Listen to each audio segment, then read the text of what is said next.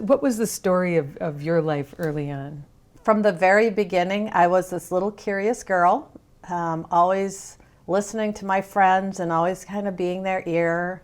And so I was around actually death and dying a lot from the time that I was a little girl. Tell me about that. So yeah, when I was 5, my best friend was 3, and he lived in the house right next to us, and he died. And at 5, you don't really understand what that means, but I just remember his sister, who was 3 years older than me, said that he died. And I thought, well, I don't understand. Joey's not here anymore. And so you just kind of go through life. And then probably when I was 6 or 7, I was this curious little girl. I would go up in the attic of our home, and I always had this connection with our ancestors and photo albums and different things like that. So I would go up into the attic, and I was the only girl. I had 3 older brothers. I played by myself a lot. And so I'd be up in the attic looking at these photo albums and just imagining these people that I didn't know, but they were my ancestors, my history. And when I was going through a photo album one time, I found this little manila envelope, and it was like a little 5x7 manila envelope. And I opened it, and inside I found 2 black and white photos of this child, this baby, who didn't look like he was well. And in my little 6-year-old brain, I thought, who is this? Why would my parents have a picture of this little boy? Because I knew that he wasn't any of my brothers, because I'd seen pictures of them when they were little. Right. And I don't know if my mom came up to see what I was up to or if I took these pictures to her at the time. And I said, who is this? And she said, that's your brother. And I was like, wow, I have another brother? And she told me that it was my brother Greg, who had died before I was born. And so that always was kind of a driving force with me. No one ever talked about him in our home. Even after you brought him up? No. I was lucky that I got to know his name, but no one ever spoke about him. There was no knowledge of him. There were no pictures. And those 2 pictures just happened to be taken at the mortuary, because back then they didn't take pictures. So they were the only 2 pictures that my parents had of him. And how old was he? He was 4 months old when he died, unexpectedly. Okay. Yeah. But something inside of me just clicked with him. So when I was a little girl, I would get on my bike and I would ride my bike to the local cemetery, and I'd hang out at the cemetery. And he was buried there? So he you was knew buried where there, he but was I didn't buried? know. I didn't know that he was buried there. I don't know how I found, but I used to go to the cemetery to go visit my friend Joey, the next door neighbor, and here was my brother's gravestone with all of my relatives' gravestones. So I would just sit and hang out at the cemetery and just be in that energy. Wow, what do you think drew you to that? Just a childlike curiosity, or? I think so. I felt a comfort, like there was, I would have these conversations with him about, just think, Greg, we could have had birthday parties.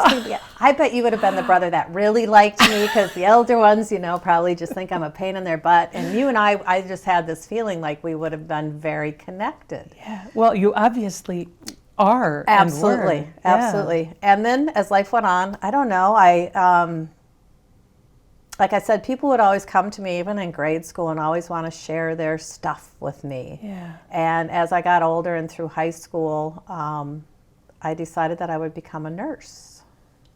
I had a little gig in a nursing home when I was 17. I was in college, and I was doing cleaning in this nursing home. And the nun who ran it had me come up to her quarters one day and said, I'm going to have you be a nursing assistant. And I'm like, I know nothing about this. This red-haired elderly nursing assistant, I'll never remember her. She had this bright red hair, Althea, and she put me in this room with this man who was in his 20s. I was 17, and he was paralyzed from the chest down. And she gave me a metal bowl with water, a soap, bar of soap, washcloth, towel, and she said, you can bathe him now. And then she walked out, shut the door, and left me with this man. And I'm like, oh my gosh, what am I supposed to do? Right. And Doug looked up from the bed and he goes, why are you so embarrassed? Shouldn't I be the one that's embarrassed? I'll walk you through the process. And he literally walked me through how to bathe him from head to toe. And he was like my shining guide into this is what I need to be doing, because I realized that I really wanted to be helping others and be of that helping profession. But it seems like that was the seed that was planted in you from the start. Yeah. I mean, even before you find out about your brother's passing, you were upstairs and researching family and family dynamics and then the loss. So I mean, those are real through lines through your life, aren't they? Yep. Ancestry. In our home, as I look back, I mean, when you're growing up into it, it just seems normal. But as I look back, our home was very, very quiet. We didn't have a lot of fun and joy, and my parents were not, they didn't have a real close relationship. And as I look back now, I can see where I think that division probably started way back at the time that my brother died. Yeah. It wasn't until my brother would have turned 60, so, let's say 8 years ago or whatever, that I understood the story behind it. My mom finally opened up about Greg. She was in her late 80s.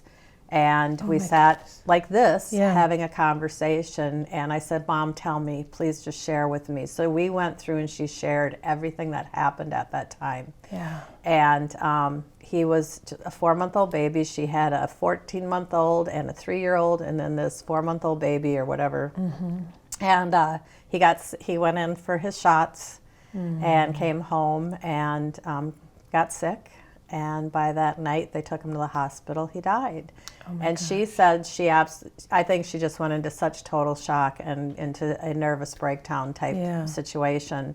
And so all the buried guilt, all the buried anger at what transpired, when she lost her baby, all the abandonment that she felt. So we went through and kind of uncovered all that buried grief at the time. Yeah. And that was what really started me on my journey to become a grief coach. Is I wanted to help my mom in what we were able to do. Yeah. I realized that there are so many other parents, and especially women out there, that they've had to bury it. And why do you think that they've had to bury it? It wasn't just that time and place back in the 50s.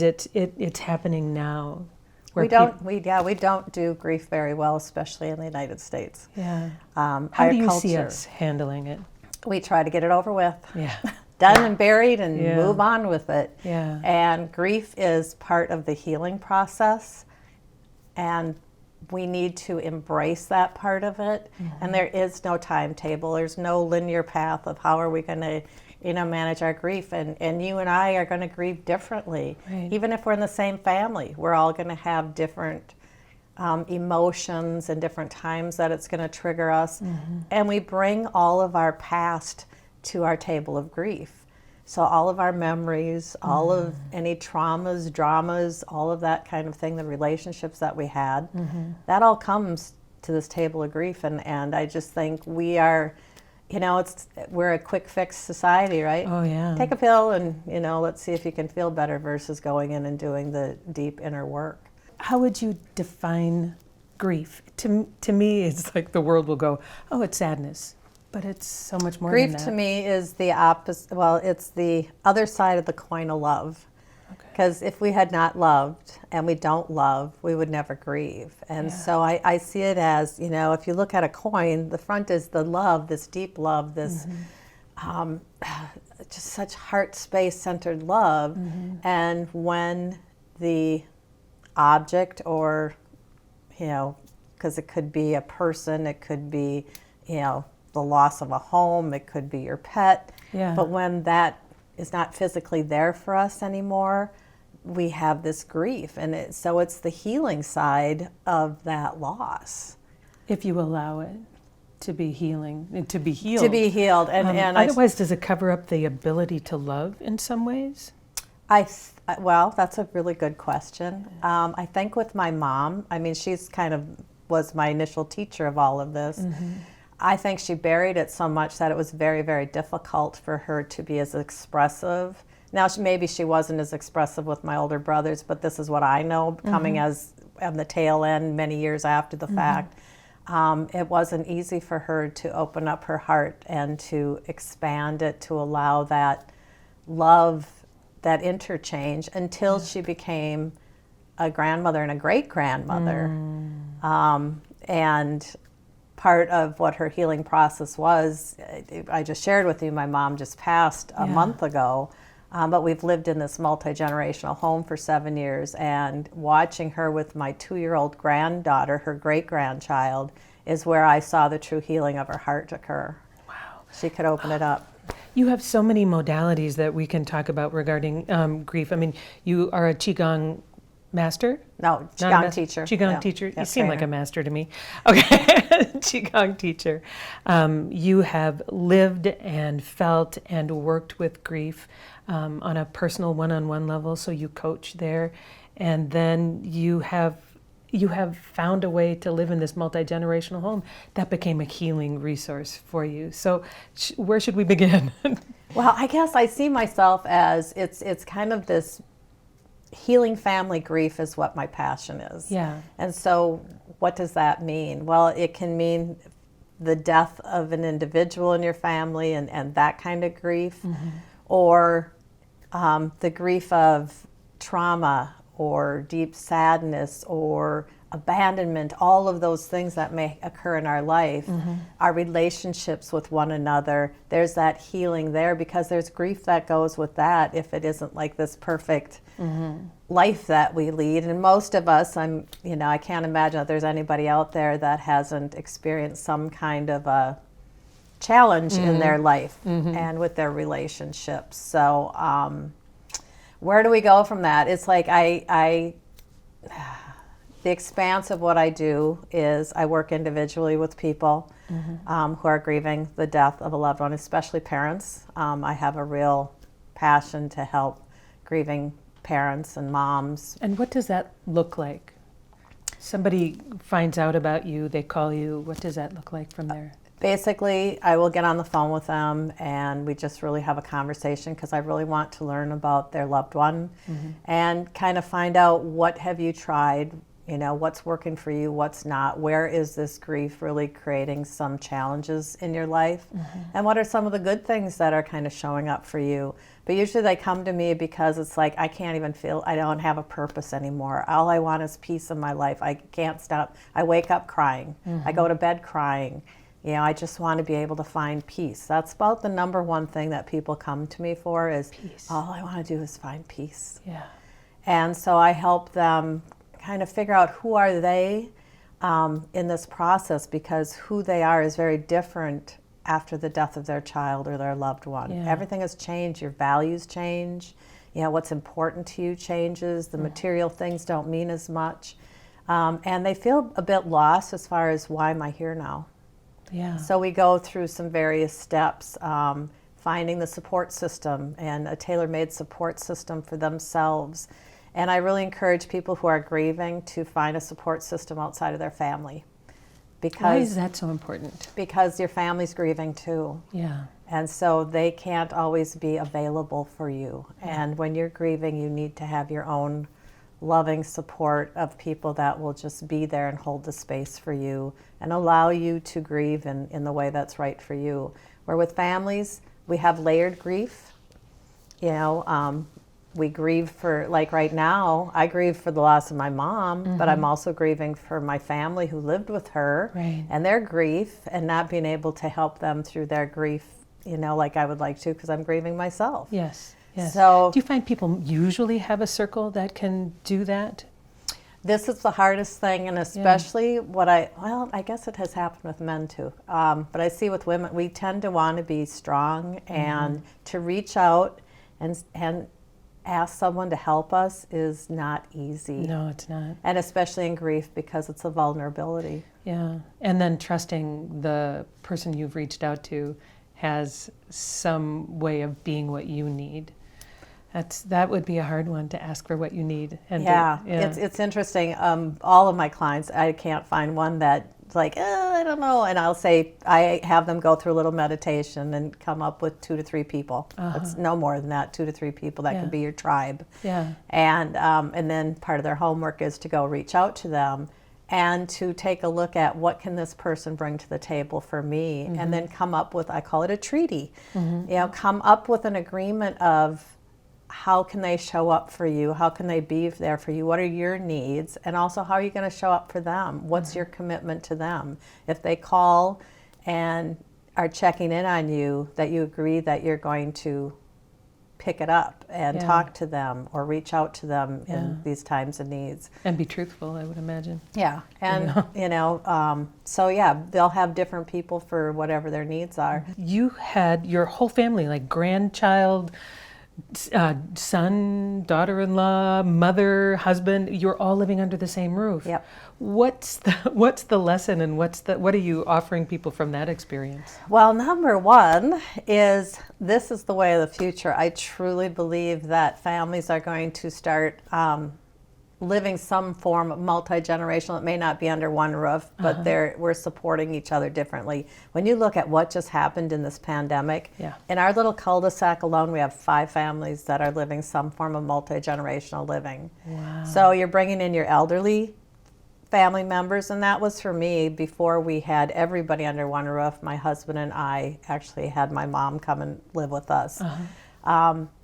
Because think about what happened. People can't even go into the nursing homes. Right. They can't even go, you're there waving at them from a window. Yeah. And not being able to be there with their loved ones during this pandemic. I think that's going to shape how people are dealing with their elderly family members in the future, wanting them to be closer and to be more of a hands-on living situation. What was the benefit that you saw living that way for the past several years? Well, I said with my mother, the true healing that showed up for her was when my granddaughter was born. And so she had this great grandchild who just adored her and accepted her. And she was just able to flow this love so differently than she could with her own children. And she would smile. My mom never had like a big toothy grin. No? And with Grace, she'd sit across the dinner table with Grace, and they would have their own little communication, and she would just like grin these big grins. And it was like, I had never seen that in my mom, and it was like, that's what true healing is it is about family. Yeah. It is about that just unconditional love of being with each other. Do you have to be focused on what you're healing while you're doing that? Is it a conscious thing, or is it something that just happened? It's about unconditional love. Yeah. It truly is. And it's learning that. So what I work with now with multi-generational families is how do you learn to live with a lot of different personalities? Yeah. How do you find your own space, so to speak? How do you deal with the conflict? Who are you in this, and what are some of the boundaries that you need to set? Ooh. Yeah, it's huge. It's huge. Yeah. The boundaries are huge. Yeah. It forces communication if you're going to do it well. Yeah. Yeah. Yeah.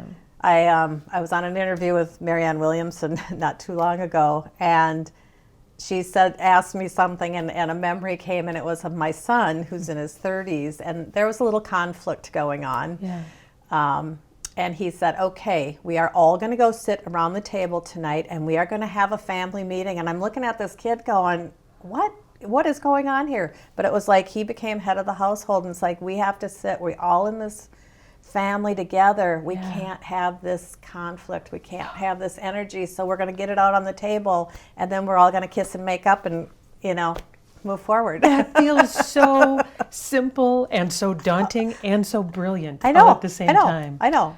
Because that isn't what we've been trained to do. It's like defer to the elders, don't say anything, complain about it in the dark, don't do, that kind of. So it's a healing opportunity for sure. And this whole multi-generational, I think it's so important that I'd say at my age or, my children's age, that we start finding ways to release and heal the wounding that may have come through our ancestral beings and generational issues. Abandonment was big in my family. It was big for my mom. It was big for me, and to heal that so that my granddaughter and her children, her children's children, don't have to carry the weight of some of those, I'll say, negative emotions and that kind of negative karma. Right.